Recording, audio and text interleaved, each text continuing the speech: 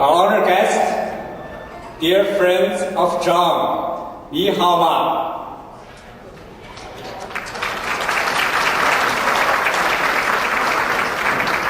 You may be wondering for tonight why I'm standing here speaking with you instead of most familiar face year after year, our previous past president of the Markham Unionville Liberal Association, now the Honorable Minister of Revenue in Ontario, Michael Chen.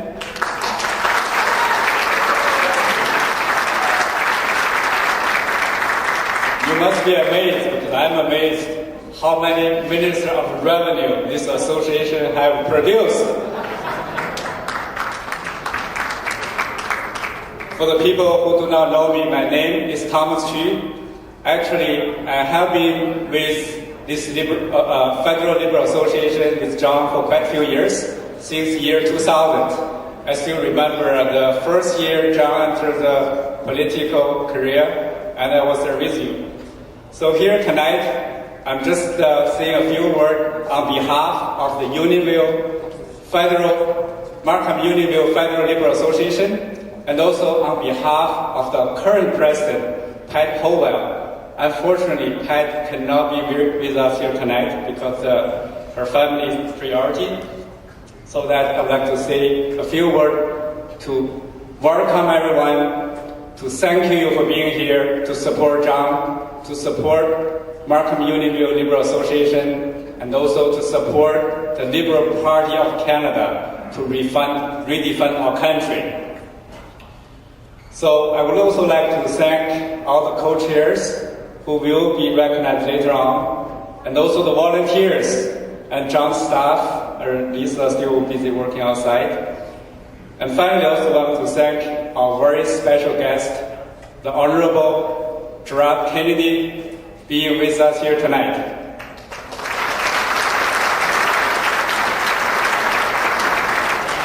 So I truly wish you have a great, relaxing evening. Look the setup. Nice people, nice place, I believe, nice meal, so have a great time. So next, I would like to bring up another star in the community. It's a former city councillor of Markham, Mr. Khalid Usman, to introduce our MC for tonight. Ladies and gentlemen, the job that I've been given by Thomas is the easiest one. It is to introduce the mayor of Markham. As you know, the mayor, in this room, right now we have two mayors. One is past mayor, previous mayor, Don Cousins is here, as well as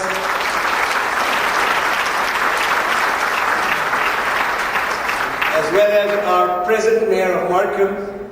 And I usually call him the people's mayor because in his election this time, he was elected by the biggest majority ever. I think it was about 84 or 85% that voted for the mayor of Markham, and for the rest of the election, it was in the 24-25% range. But he got his 84%, and that is because people love him. People love him in Markham, and we are so honored to have him here with Gerard Kennedy. So please give a big hand to the mayor of Markham, who has a great vision for this city and has worked hard ever since he has assumed as the mayor. And I'd like to ask him to please come up and say a few words.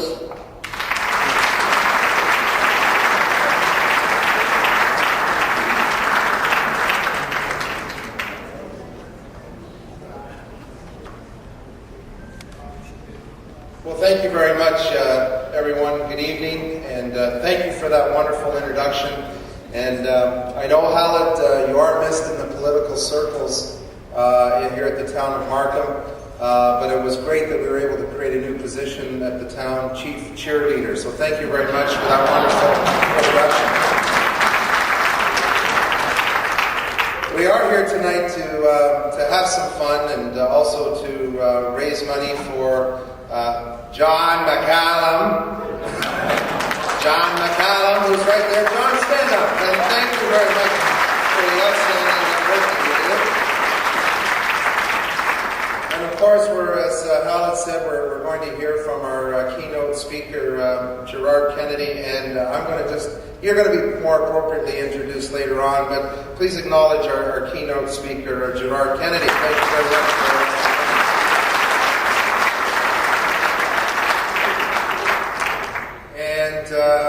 we do have a number of other politicians in the room. I was going to introduce the former mayor, Don Cousins, and John has a line that he wants to use later on about you coming out of the closet. I don't know what that means. I'm going to let him explain that later on, but he just mentioned it to me quickly on the way in. But in all seriousness, it's so great to see someone who has benefited from just a wonderful individual in our community, and he's doing so well, and it is great to see him again, the former mayor of Markham, Don Cousins. And Don, thank you very much for being here. Now we also have, and there was certainly a recognition of him, I'm going to invite him up, but we are so proud of our new MPP in Markham. And let me tell you, within 72 hours, he was appointed to cabinet at the province of Ontario. He managed to get another couple of thousands of acres for the Rouge Park within 3 days. He managed to get funding for a new subway, the next phase of Viva for transit. He's just been a very busy man, and I don't know how he's been able to accomplish this all within a matter of a few days. But the new Minister of Revenue for the province of Ontario, Michael Chan. Michael, congratulations. We're so proud of you.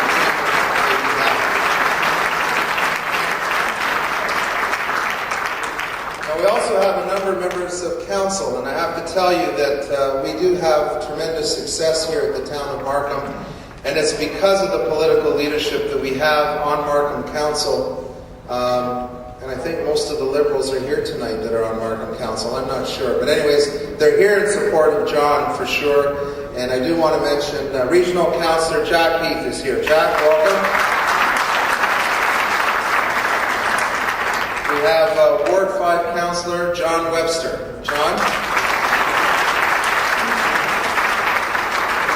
And newly elected to Markham Council, and he is just really engaged and wanting to participate in everything that we're doing on Council, Logan Kanapathy, who's the new councillor for Ward 7.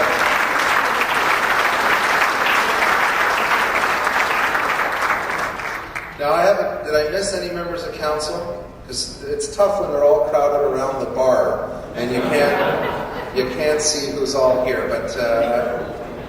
Okay. We also have a special guest here, Georgina Benzik, who's the Regional Vice President of Ontario, the Liberal Party of Canada. Welcome, Georgina.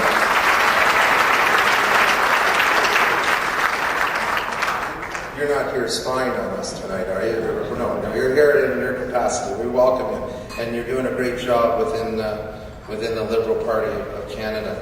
Now, this has been an outstanding success for putting this dinner together in such a short period of time, and we have had the great fortune of having a number of co-chairs for this event. And if nothing else, this event will go down in the history of the number of co-chairs that we've had for this event. But first and foremost was the chair of the event and the president of the Markham Unionville Liberal Federal Riding Association, Pat Howell. And you heard, unfortunately, because of the death of her mother, she couldn't be here tonight. But I just want to acknowledge the effort and commitment as president of the association and the hard work she did in ensuring the success of tonight's event. Let's give Pat a hand and we wish her thoughts and prayers. And the co-chairs, I'm going to ask them to stand when their name gets mentioned and then just remain standing so we can acknowledge your effort. Tessa Ben Ireland, the Honourable Michael Chan, Charles Coffey, Hughes Eng, John Hui, Zeb Jiva, Sharifa Khan, Gregory King, Lily King, Thomas Q, Tajinder Pal Singh, Gulam Sajan, Halid Usman, and Greg Wong. Congratulations and thank you to all the co-chairs of the event.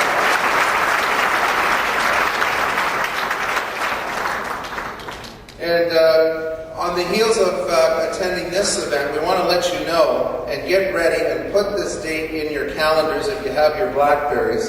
But we're announcing tonight to get ready for the first golf tournament of the season, which will be on Friday, April the 27th, at, of course, the best golf course in Canada at our own Angus Glen, where the Canadian Open will be played this year. So that's Friday, April the 27th. This is another fundraiser, one that will get us outside and enjoying a great golf course that the Markham Unionville Riding Association is putting on at a moderate price of $250 per person and $1,000 per foursome. And of course, it includes great dining in the hall after the golf game. So spaces are limited, so book if you can.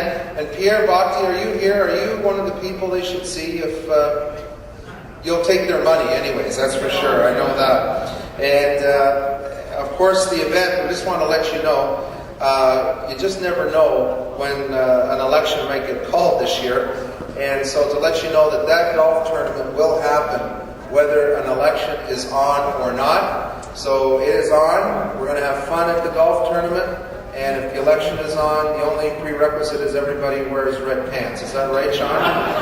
Anyways, before we start with our meal, I do want to give an opportunity to invite the newest member of the provincial cabinet to come up. He's also the past president of the Markham Unionville Riding Association. And I have to tell you, in large part, it's because of Michael's Chan's efforts as the president that this association has done so well and been able to support John Mccallum in his efforts to get re-elected. Please welcome the Honourable Michael Chan.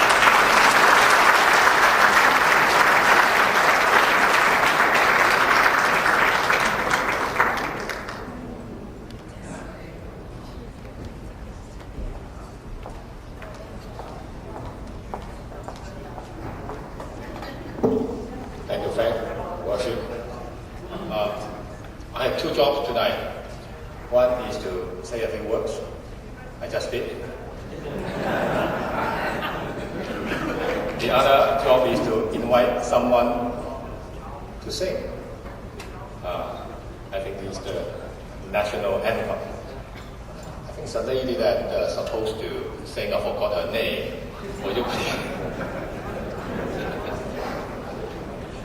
So now you know how well I can do my job.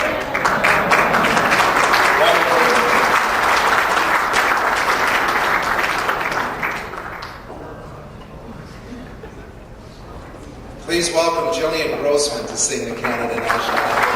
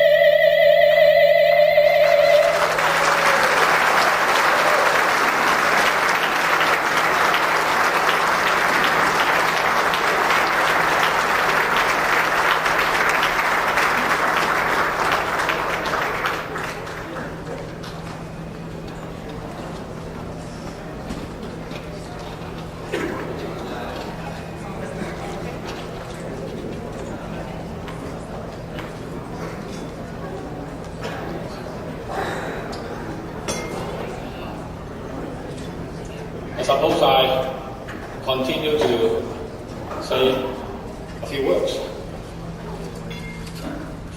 Frank, since you name all the people, I'm not going to name all the people one by one.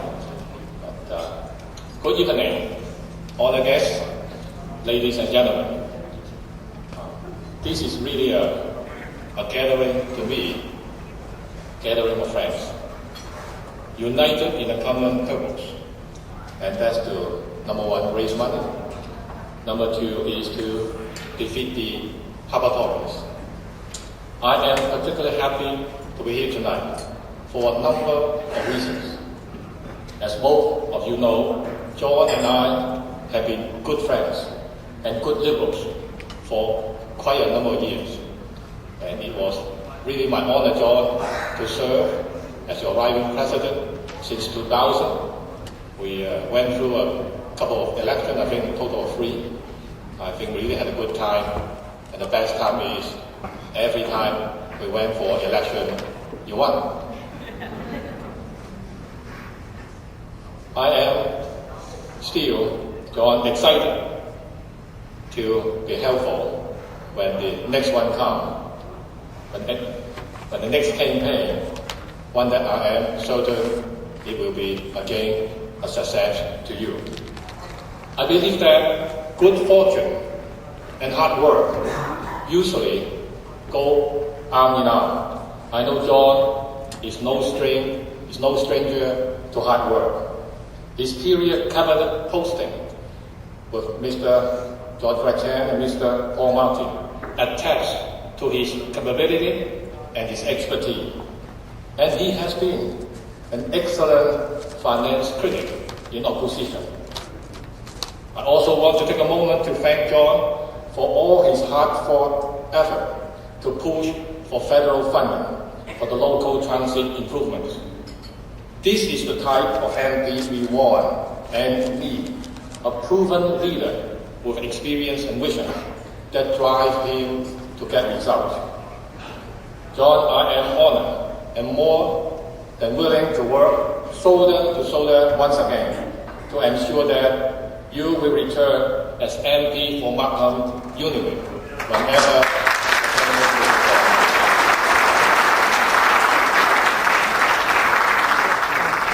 But before we do that, let's get to dinner first.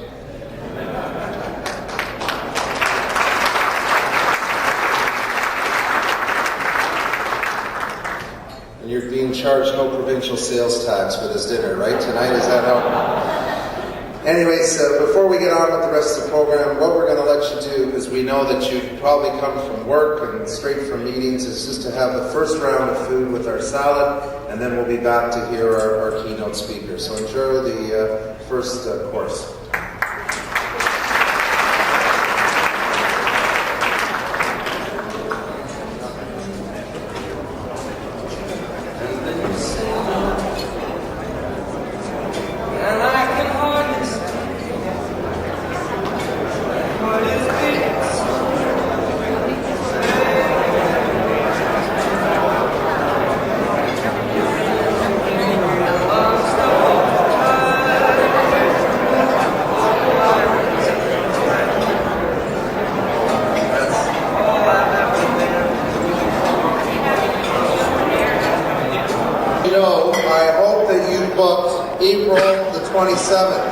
In your calendars, because the word has gotten out that that golf tournament is happening, and Bob Ray just called and confirmed that he is going to be our special guest on that day. So you'll have a chance to meet Bob Ray, who just filed his candidacy for the riding of Toronto Centre. So we congratulate him on coming forward and being a candidate for that nomination.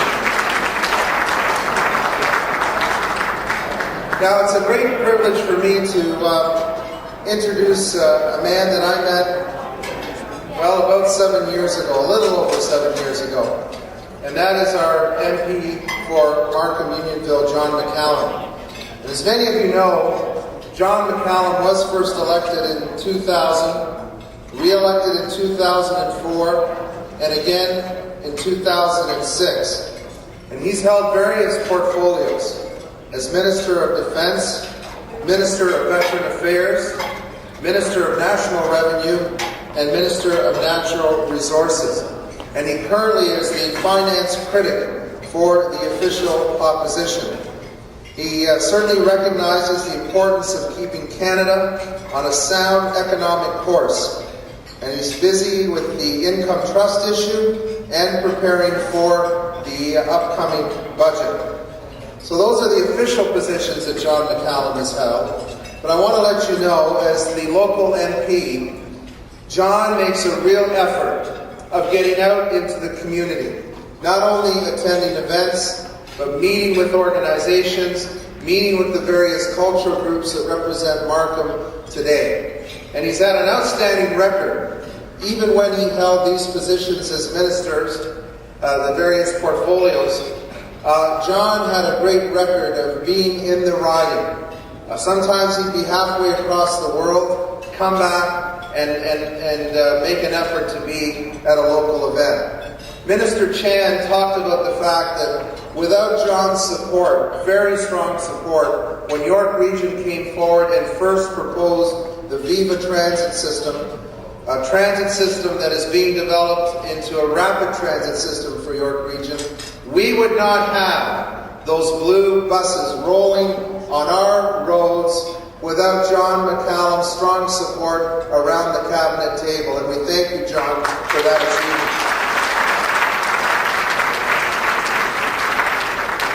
We recognize him as a tireless worker. We recognize him as a great representative for this riding, someone who appreciates his family and knows the people in this community, knows the needs for Canada, and we know that he's going to be a great team member sitting around the future cabinet table of the Government of Canada. Please welcome the Honourable John Mccallum.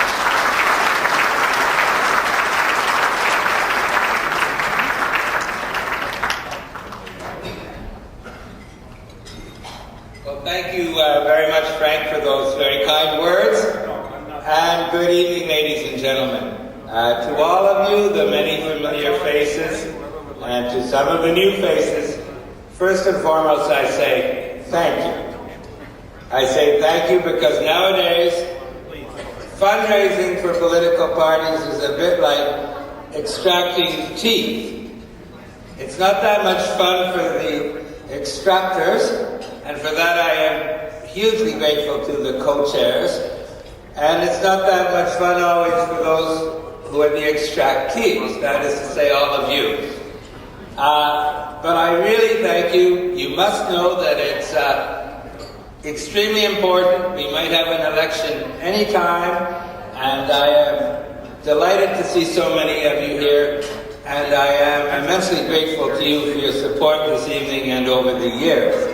But having said that, while it's not my favorite thing to ask you for money, I'm not really apologizing for doing so. Because the money's not for me. The money is to fight the election. And for those of you who are not necessarily liberals, I thank you for supporting the democratic process. But to Don Cousins and all you other liberals, I say, we really need this money to beat the Harper Conservatives. And I know Don will agree with me, and I know Don is really looking forward to getting a little golf in with Bob Ray soon. So we'll reserve a special place for you and Bob, Don, and it's great to see you once again out of the closet. But a little more seriously, we need the money to fight the election, not just to fight the election, but because I believe that the kind of Canada that we want is very different from the kind of Canada that the government wants. Whether we're talking about the environment and the stewardship of this country, not only for us, but for our children and our children's children. Whether we're talking about an economy where we make serious investments in competitive taxes and in innovation and research and education, as opposed to GST cuts. That too is crucial, not just for us, but for our children, as our leader will explain in a major speech tomorrow. Or whether you're talking about social justice, the cuts that this government has brought even though it's swimming in money, Liberal money, we gave it to them. Notwithstanding their swimming in money, they have brought about cuts on the least privileged and the most unfortunate in Canada, from the literacy programs to women to Aboriginals. And finally, we are very different on foreign policy in Afghanistan, where we want a balanced approach, focusing on reconstruction and development, and they are tied at the hips to the Bush White House. So we believe very strongly that a Canada under Dion is a better Canada, and that is why, even though I might not enjoy asking you for money, I don't apologize, because I think it's extremely important for our country that we fight this fight and we win the next election, and to do so we need some money. So thank you. And let me just say, before introducing our guest, who is the person responsible for election readiness, that just to show you how ready we are, just to show our person for readiness that this riding is ready, let me just announce that we've made two key appointments. That is, first of all, our campaign manager will be Lisa Cheskis. Stand up, please, Lisa. Lisa did a great job last time, and she's graciously agreed to take it on again. I think she's taking pictures. She has a dual role here. And equally important, it's extraordinarily important to have a very tough and responsible official agent, because if you don't do the money right, the candidate could end up in jail, or at least disqualified, and serious consequences could befall the Riding Association. So I am extremely grateful, and I would like to ask him to stand up, to Mr. Pierre Bapti, who has agreed once more to be our official agent. Donc, merci beaucoup, Pierre, vous êtes très gentil, et je suis très reconnaissant. And last but not least, in fact, the highlight of my remarks is I am really pleased to welcome to Markham Unionville a great colleague of mine, a new colleague, Gerard Kennedy. We first met before either of us was in politics, when we used to appear before the Finance Committee in Ottawa. And he was the sort of arch left-winger as head of a food bank, and I was kind of the arch right-winger as chief economist of the Royal Bank. But that's where Gerard and I first met, and I think we found the differences were not quite as great as the stereotypical analysis would suggest. And Gerard was a fantastic education minister in Ontario, and he was a terrific leadership candidate in our last leadership convention.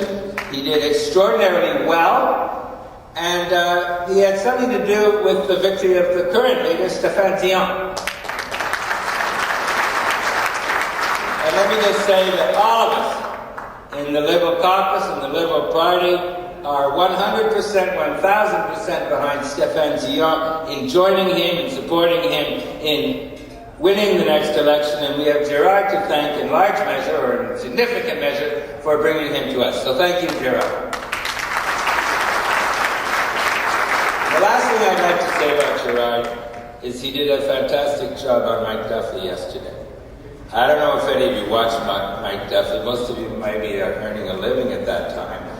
But Bernard Lord was on the show, and he sounded like he'd memorized a mix of conservative attack ads and PMO talking points, the way he was giving out the lines.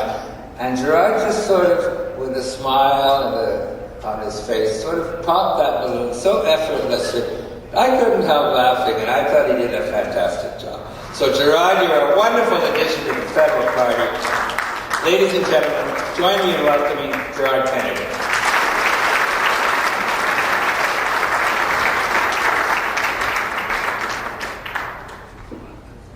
Thanks very much, John, and let me add my welcome to everyone here tonight. It's a great pleasure to be here. I was listening to John's kind introduction, and all this time, John mentioned left winger and right winger. I thought we were colleagues working for the banks. Now, I work for the food bank, and he worked for one of the biggest banks. It was actually Jim Peterson having a little mischievous fun. He always used to put us 1-2. So whatever the other one would say, the other one would sort of refute. So, but there is actually a renewal underway in the party. And that renewal is not about new faces. It's about new ideas. And it's about insights. And some of the renewal of the Liberal Party started in the year 2000 when John Mccallum came in. Because I want to tell you, you'll see too that John is very much in the thick of things right now. You will no doubt recognize some of what the leader is talking about tomorrow. Somebody said as we were walking in, because of the new minister, and I want to congratulate Michael Chan both for his victory and for his addition to cabinet. I sit a little more secure having left that cabinet now, knowing the quality going in. But somebody was talking about a Markham-centered Liberal Party, both federally and provincially. And I think you've got some very, very strong representation in terms of the future of liberalism. Because I think those of you that know John respect him for a number of reasons. And one of those is he thinks about things. He doesn't just hate things as they're accepted. And in politics, that's really important. The person that's going to innovate, just like in business, is going to push you ahead. The person that's going to find what we need to be doing tomorrow is going to be doing you a lot more value.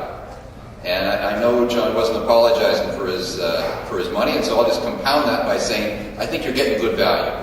I think you're getting exceedingly good value for having John Mccallum as your federal representative.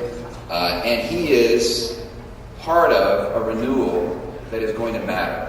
It's going to matter at places like Markham, which are kind of the exciting cutting edge of the developing Canada, in terms of attracting capital, in terms of attracting businesses in the new economy, in terms of bringing us into contact with not just our possibilities for doing well, but our responsibilities that go with it. Canada has, in my view, a crossroads that isn't yet recognized. I don't think people would generally say that today and tomorrow a decision could get made that could change Canada forever. But nonetheless, a little less dramatic, is creeping up on us. You know, it comes from things that I know from speaking with John that he's identified, but not everybody is talking about. A Canada that is doing well, thanks to a lot of hard work of past Liberal administrations, but a Canada that has to now decide to do much better. A Canada that is being caught up by a number of other jurisdictions. There are some people here from my old gig in education, and they know this. Out of the OECD countries, 24 of them, Canada, the average investment in education in the last 10 years was about 38%. The number for Canada as a whole was about 4%. And so we still are in the top ranks of education. We're not any longer setting the pace. And there's a range of things like that are going to be challenges for the Canada ahead. And that's why it's so important that the Liberal Party is renewing. And Stéphane Dion is our leader in the party, but also the person for these times. It's something that I think we're going to need help from all the Liberals in the room, and we might even find a few converts here tonight from some of the ecumenical Conservatives or others who might be supporting John Mccallum. Because I think when people give thought to what does Canada have to look like tomorrow, they'll understand that we need somebody who is going to lead in a certain kind of way. A leader strong enough to use other strong people like John Mccallum and take their advice seriously and incorporate them in a leadership that has to be about pulling out the best and the brightest in the entire country. Because I said a lot during leadership something I really believe, which is that I come from a complacent generation. Canada has done well, but there are people around my vintage that had their education, their health care, their economic opportunity handed to them on a platter, virtually given by the previous sacrifices of their parents and their grandparents. And we could, as Stéphane Dion says, we could, if we're not more alert to our responsibilities, we could be the first generation to not turn over a Canada better off than the one we found. And what Mr. Dion is talking about is something fairly profound, but in good Liberal fashion, making it available to individuals to choose to become a part of, making Canada into a much more leading nation on the planet. one, for example, prepared to not just look at a dichotomy, and it's sort of how John and I were, I guess, done for Jim Peterson's amusement, the social justice versus economic prosperity. Well, I listened closely to what John had to say in committee, and I'm sure he took a lot of notes from me. I'm not sure that he did that, but I compliment myself that he might have. But those are flip sides of the same thing. But what Stéphane Dion is talking about is Canada having the foresight, using its advantages, its capacity to understand what is needed tomorrow to actually bring in a third pillar for the house that we call Canada. A support that will make us stronger, that will give us an advantage over other nations, that of sustainable development.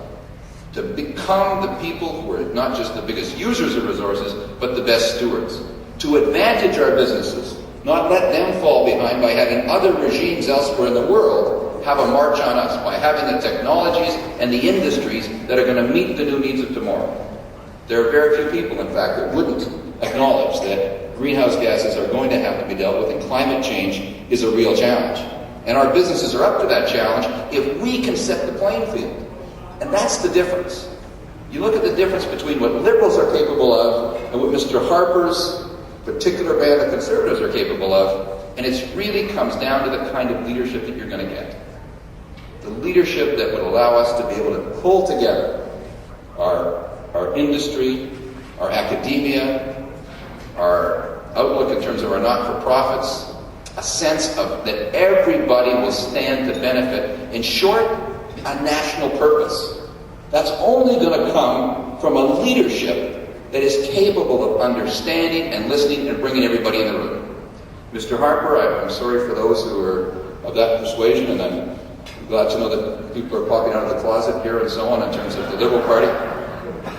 But I can't get out of my head the idea that he's a bit of a trinket salesman, one of those guys down on the sidewalk with the fake Rolexes. You know, there's a lot of trinkets on offer. And the good things that he's had to offer lately are right out of what Liberals have already provided to Canadians. Solid infrastructure in terms of transit, some outlook in terms of climate change and environmental adaptation, but sadly watered down and missing that national purpose. And this is a very important point. You know, I think Canadians are willing to participate.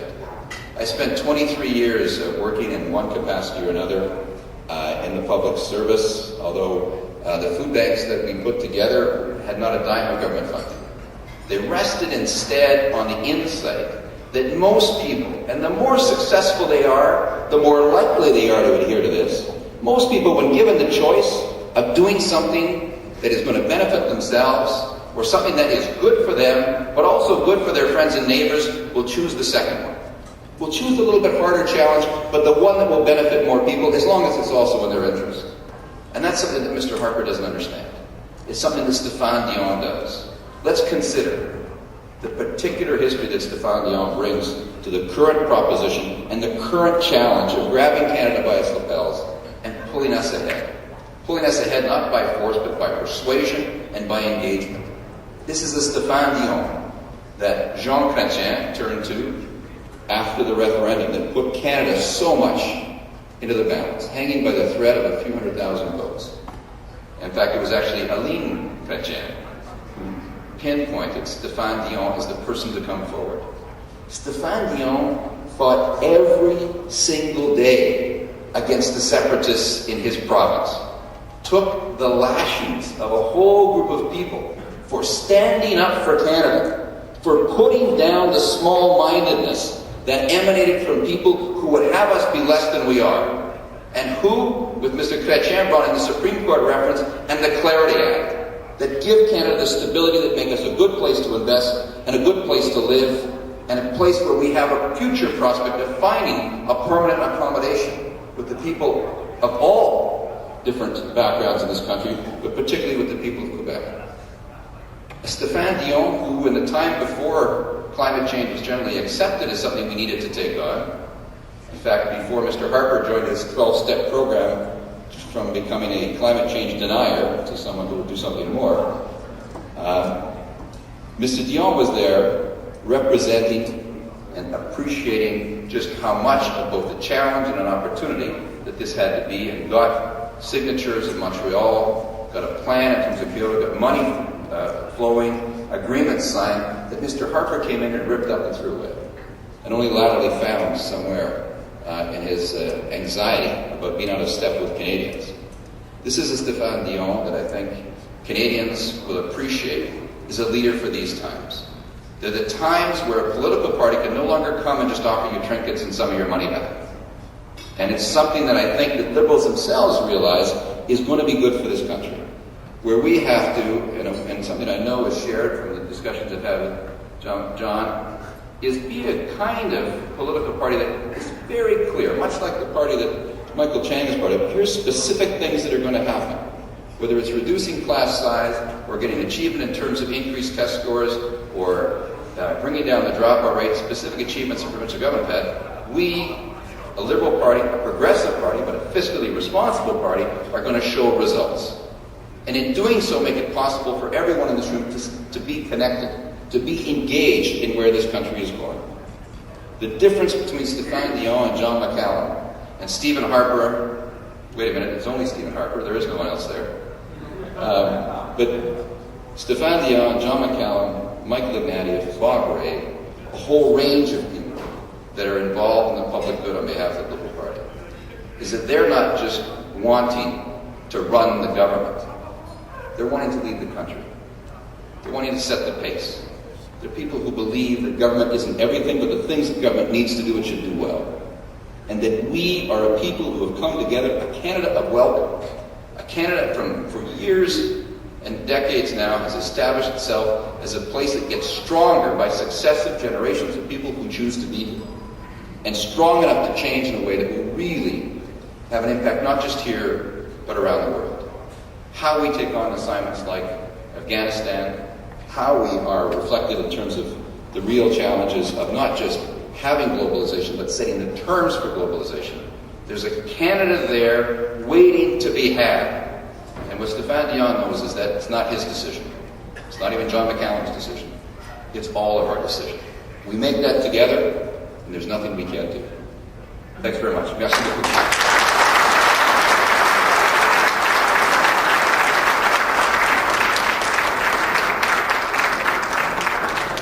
Very much, Gerard, and your past experience and accomplishment speaks for itself. And I know John talked about some of this, but when you became education minister, you knew that you couldn't build an education system by knocking down teachers, but by investing in that system and making it better.